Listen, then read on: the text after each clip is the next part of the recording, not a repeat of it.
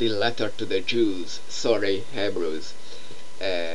So this is the last of the long letters where, except Revelations, sorry, I had to run through this, so filter the more important things.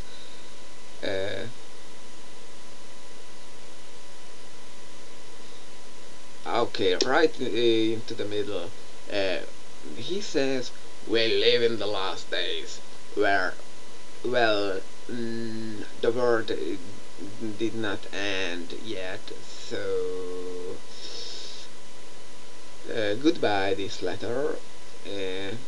There is that foundation of the earth phrase in the English, chapter 1 verse 10, but suggests flat earth still in the New Covenant time.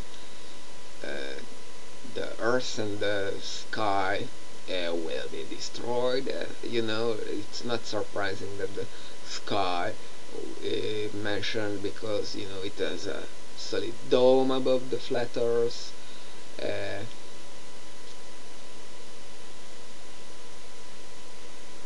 Yep.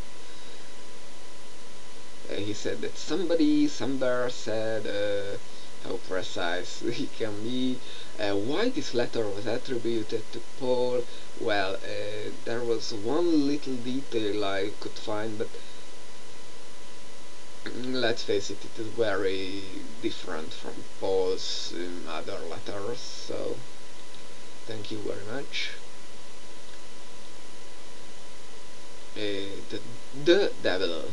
This is the first thing when we hear about the devil, not a devil.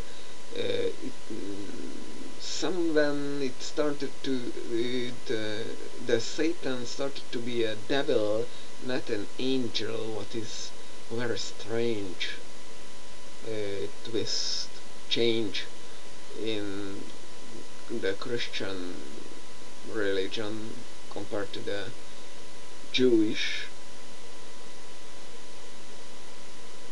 Again, that claim that Abraham's seed was Jesus, although he was not.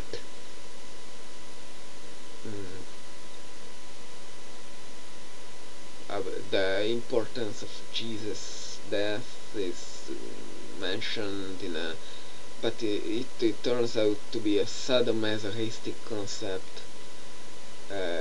The high priest of all Christians is claimed to be Jesus, not the Pope.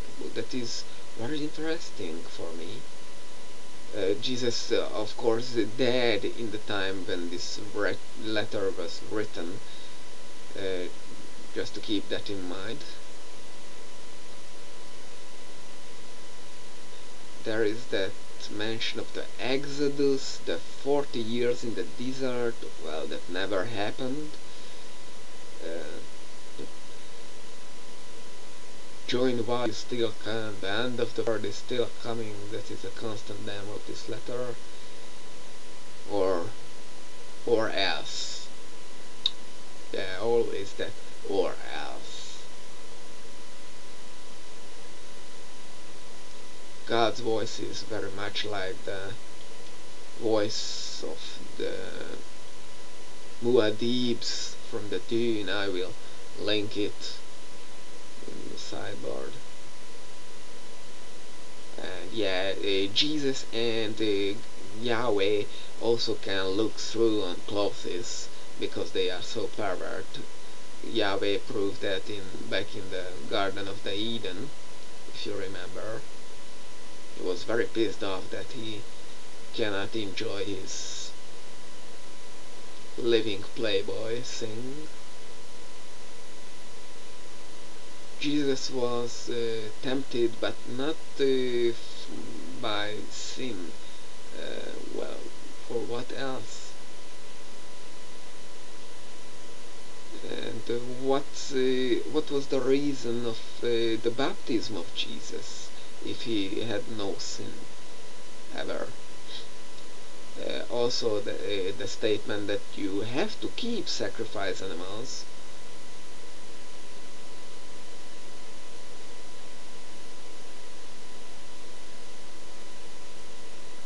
things about Aaron what seems false. Jews cannot enter heaven, well, at least not the governing part of them, the Pharisees and such. Anyone who don't turn to Christianity will be burned. How nice and loving.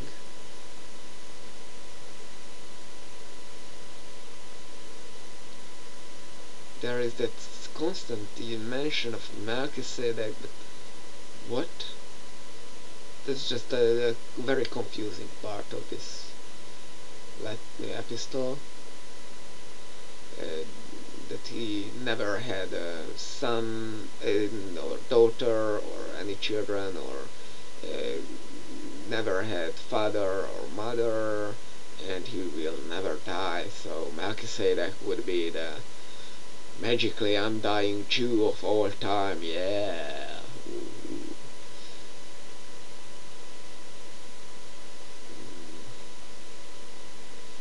But you know what's disturbing? Jews don't accept Jesus or anything from the new covenant. So trying to persuade them to follow Jesus and accept the new covenant, and you base your claims on the new covenant, just won't work. The this letter just don't seem to realize that, and there is some false quotation in chapter 8 verse 9, in chapter 10 verse 5 and 6.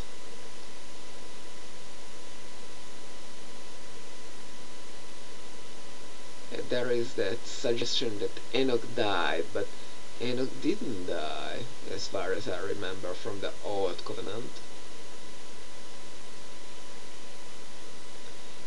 There is that, you remember in the Old Covenant that God promised the land of Canaan, the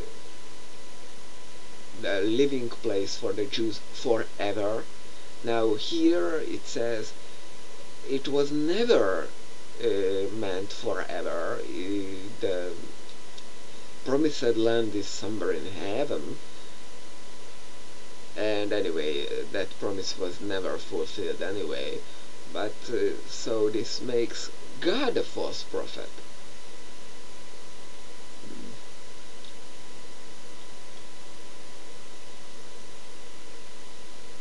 There is that thing that what was in the Ark of the Covenant,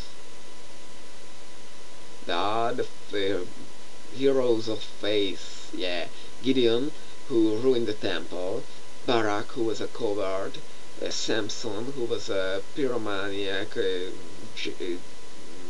genocidal madman, or what was, or what's the current, not genocidal, but mass murderer, Jephthah, who sacrificed his own daughter, David, who was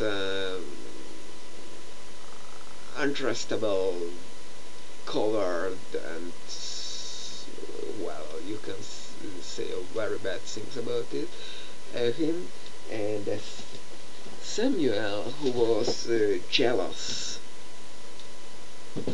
well, and prophets who, from what half of them was mad for sure. That was the time I had, so I stop here, although there are some things that I could still mention. Well, check yourself.